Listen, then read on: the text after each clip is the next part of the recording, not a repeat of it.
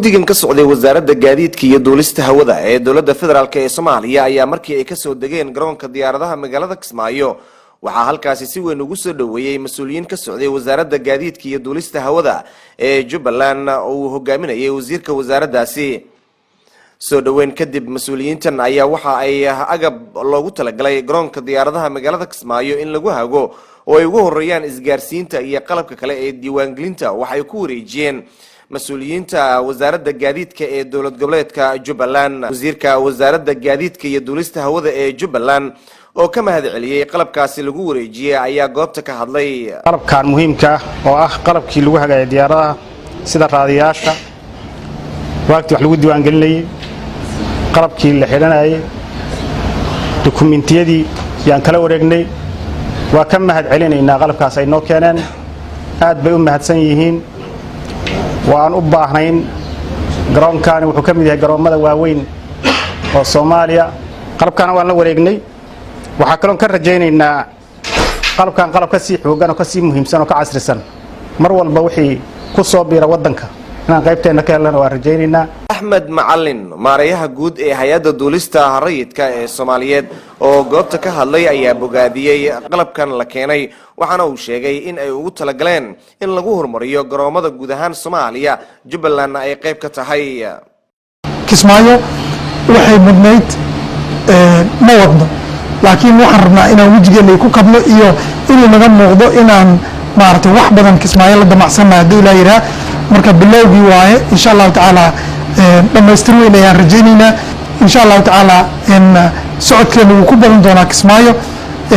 wax alla wixii awoodda dawladda ah waxbaan ka qaban doonaa local community-na already waa is-abaabuseen iyo maamulka Jubbaland idinkana waxaan idinka rabnaa haddii la yiraahdo garab inaan is wada kaashano haddii aan gacmeena isu geynana Kismaayo waxaan ka dhigi karnaa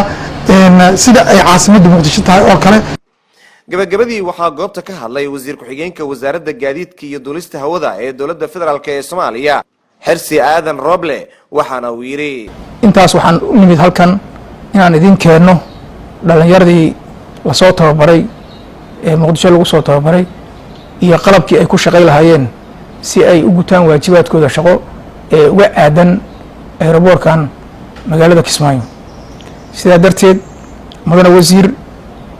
billaah waaye qalabkaan idin keenay waa qalabkii aad kula xiriir leedeen diyaaradaha diyaaraddu markay soo gasho hawada Jubbaland si toos ah ayaad ula xiriiri kartaan qalabkan waa qalab horumarinaya duulimaadka aeroboorka oo ay tahay